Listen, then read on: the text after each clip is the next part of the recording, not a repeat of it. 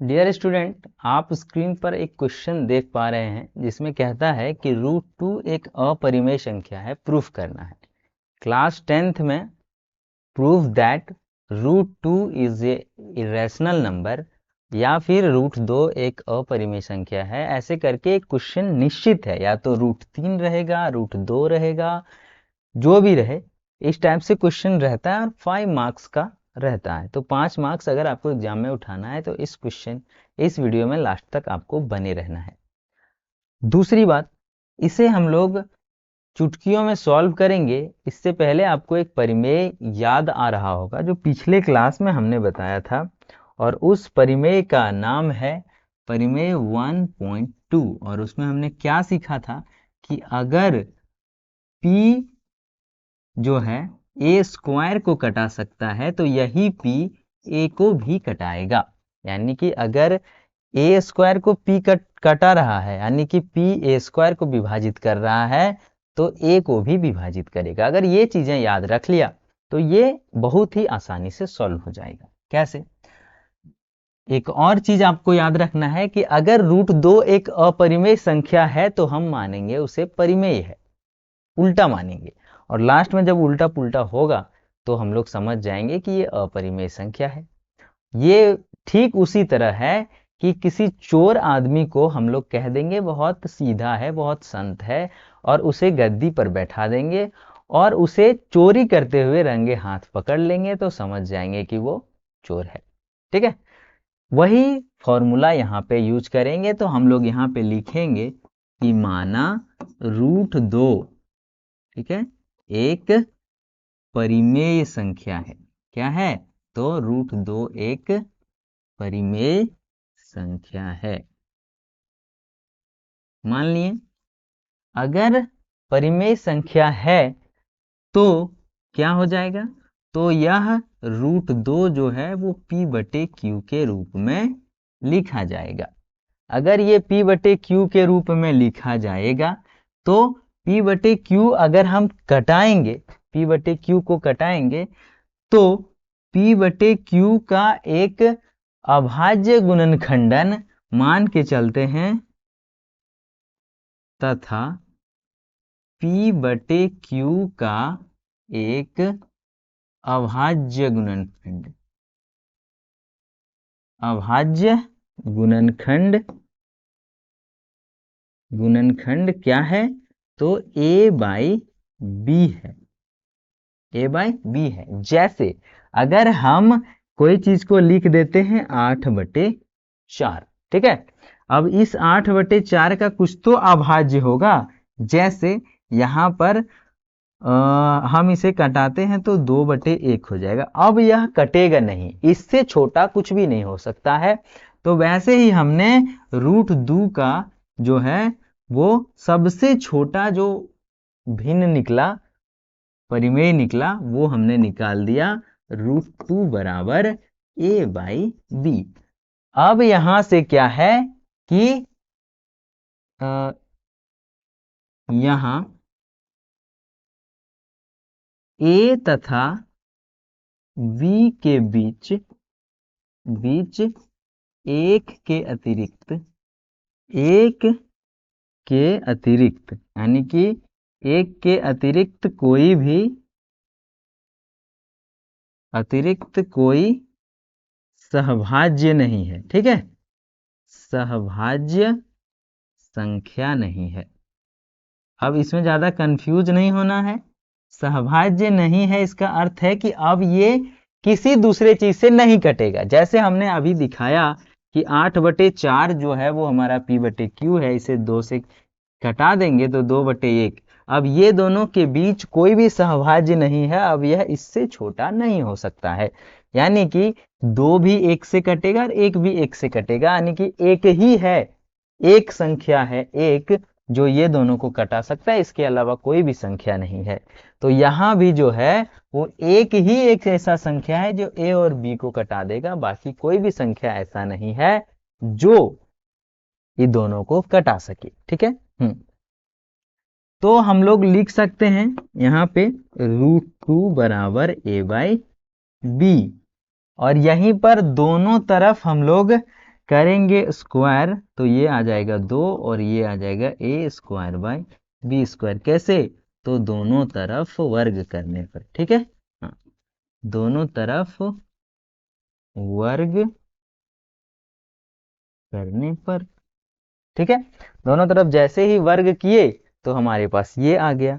इस B square को इधर ले आते हैं तो हो जाएगा 2b² बराबर a स्क्वायर, और इसे मान लेते हैं समीकरण नंबर 1। क्या मान लेते हैं? समीकरण नंबर 1। इन सभी चीजों को थोड़ा थोड़ा छोटा कर देते हैं तो हमारे पास थोड़ा सा जगह बच जाएगा। ठीक है, थोड़ा सा छोटा करेंगे। आप लोगों को दिख रहा होगा? हाँ, चलिए, दिख रहा है।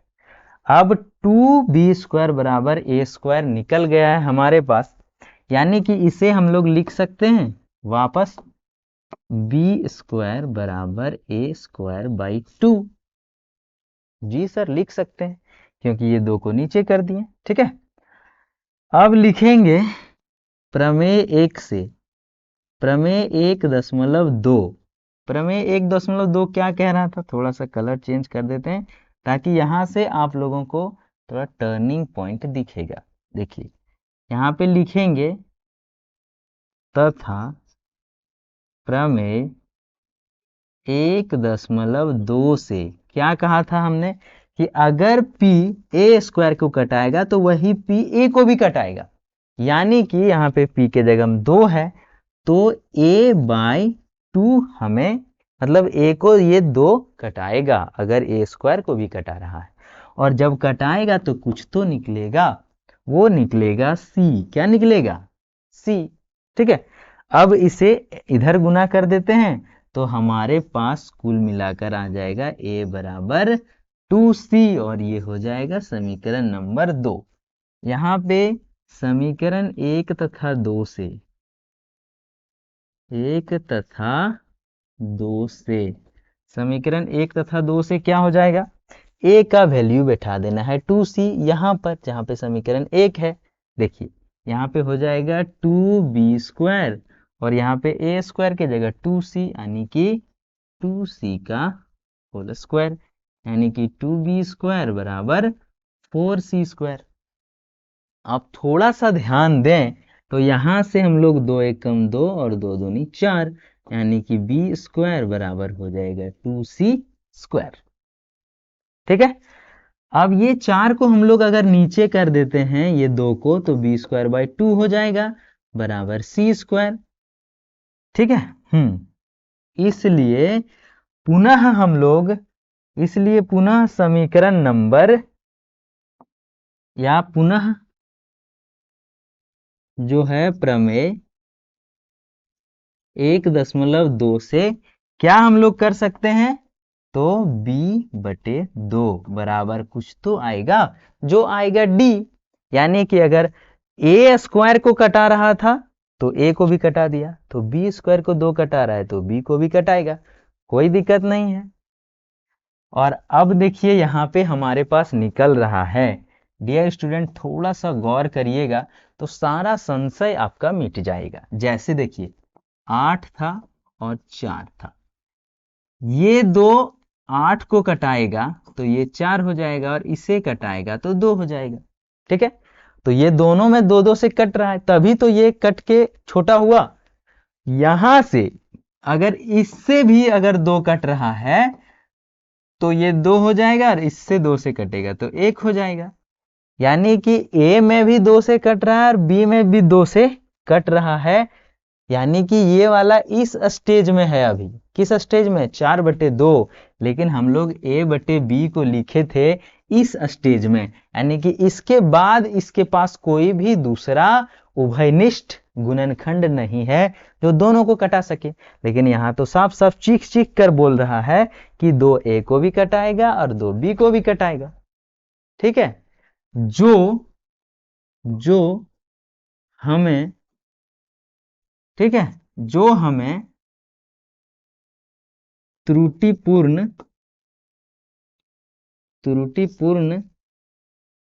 कल्पना के कारण प्राप्त हुआ है। ठीक है। हाँ, यही तो त्रुटिपूर्ण कल्पना कर लिए थे कि ये चोर नहीं है, लेकिन ये एक्चुअल में चोर है। तभी तो आपको यहाँ पे बता रहा है कि अब ये नहीं कटेगा, ए और बी किसी से नहीं कटेगा, और यहाँ पे बता रहा है कि बी 2 से कटेगा और ए भी 2 से कटेगा। तो कुछ और कट के आना चाहिए था, ए बी ही क्यों रहा। अर्थात अतः अतः रूट अंडर 2 एक अपरिमेय संख्या है। ठीक है, अपरिमेय संख्या है। ठीक है। हाँ, तो इस तरीके से हम लोग प्रूफ कर देते हैं। यहाँ पे लिख देंगे सिद्ध हुआ। ठीक है। हाँ, यहाँ पे लिखेंगे सिद्ध हुआ। और इस तरीके से जितने भी क्वेश्चन इस टाइप का आता है ऐसे ही हम लोग सॉल्व करेंगे। सिर्फ आपको याद रखना है परिमेय 1.2। ठीक है।